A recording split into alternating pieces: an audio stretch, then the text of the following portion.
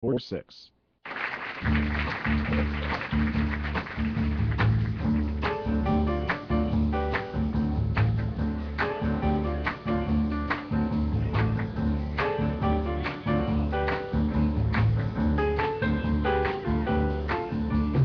Welcome back here. What's Cookin', the nation's food, wine, restaurant, travel program, coming to you from Hollywood, California. It's the weekend edition. Michael Horn along with Paul Stern, and we're headed over now to Stephanie Oswald. She's the editor-in-chief of Travel Girl magazine. Welcome, Stephanie. Thank you, Mike and Paul. I'm happy to be here. Good to have you with us here. Now, you're the editor-in-chief. What is Travel Girl magazine? Is it just for women only? No, we like to say it's for women on the go and the men who follow behind them and carry their bags. Wow. It should be for women on the go and men in the know, but okay. There you go. All right, I could go with that. I'll consider Boy, that Mike, change. the Nipsey Russell of travel. Thank you so much. I think I'll grab your bag, though, for you, Stephanie. So we've seen you on CNN. You've done features. You've been on the Weather Channel, the Road Crew that had the fun side of weather. I remember those features over there. But you're talking about this year, summer travel, because starting on Monday, it's the longest day of the year. We're into summer right now. What do you have now? The Summer Travel Survivor Guide? What's that all about? That's right. Well, I have some tips for you, whether you're traveling by land, sea, or air, and whether you're going 5 miles or 5,000 miles. There are some things you can do to make sure your trip is a safe and happy one. So I wanted to tell you some tips for your physical health, your financial health, and then also talk about some spring cleaning for your summer travel paperwork to make sure you've got everything in order before you take off for your journey. All right, what do you got for us? Well, let's start out with your physical health. Yes. Because no matter where you're going and how you're getting there, it's really important to have a tailor-made medical kit for your family. So making sure that you have all those little extras in case something comes up, and also some things to make your journey smoother wherever you're headed. For me, I like to bring extra contact lenses for everyone in the family who wears contacts, because you never know when you're going to lose one. Also making sure you have motion sickness pills, cough drops, anything that you might need along the way. And then because our bodies, when we travel, often get exposed to new places and new foods, that can put some stress on your stomach, and it might even cause you to catch a cold. So I like to travel with probiotics like Sustanex. It comes in a capsule form, so you don't have to worry about refrigeration, which is great. You travel with probiotics?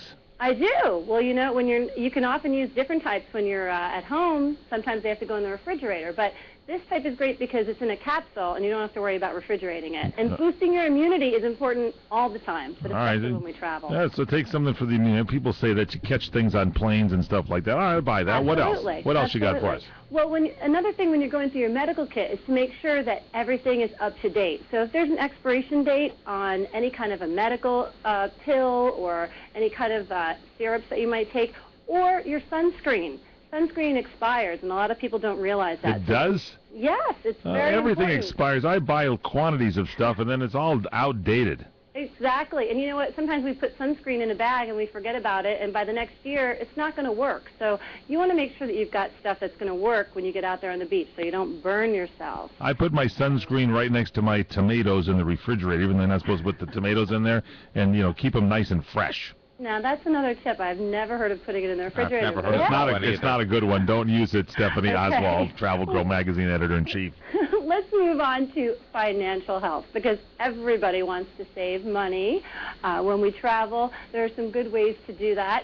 You could call a travel agent, give them all of your information, your frequent flyer miles, your award points, your budget, and your time frame. And the more flexible you are, the more likely you are to get a better deal. So give the agent all the tools that he or she needs and let them see what they can come up with. You might be very pleasantly surprised. So flexibility is the key on getting good deals, huh? It really is. And for a lot of people these days, depending on what your time frame is and your budget, a lot of people are actually turning to the staycation. That's something we've seen grow by leaps and bounds because of the state of the economy. And it doesn't mean staying at home. It means staying close to home. So for a lot of people, that means taking a road trip. Maybe you want to visit some of the national parks that are within driving distance of your home. So there are a lot of ways you can save money on a road trip. I go to the local supermarket and turn people loose with like $20 and tell them to go pick out something. And then we come back and eat it, and it's like, a little getaway. I'm not sure if I'm bad? buying that one. I think you need to go a little bit further than the supermarket. And for making money, I usually like to bring my violin, open the case, and play a couple of tunes and see if they'll throw a few bucks in there.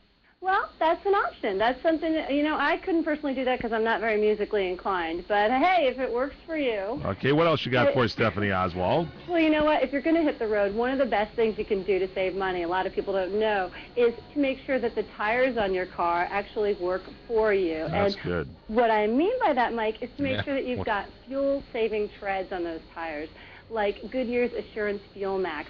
They're going to save you up to 2,600 Wait a second. miles. Mike does it have to be Goodyear? Does it have to Mike be just thought he could pump a little extra air in the tire, and that would be good What about enough. recaps? That's right. What about the recaps I've got on? Well, what's really important is Retreads. a tire that's fuel efficient. So this is just one example. This tire is going to save you up to 2,600 miles worth of gas. All right, give us a website here because we're running short on time. Okay. If you want to find out any information about these tips, you can go to our Facebook page for Travel Girl Magazine. What's that website? Well, the website is Travel Girl Inc., travelgirlinc.com. And that's Stephanie Oswald, thanks so much for being with us. We continue straight ahead on What's Cooking Today. Hounded by debt collectors with phone calls and letters? Thinking of calling a debt relief company? Don't. Greedy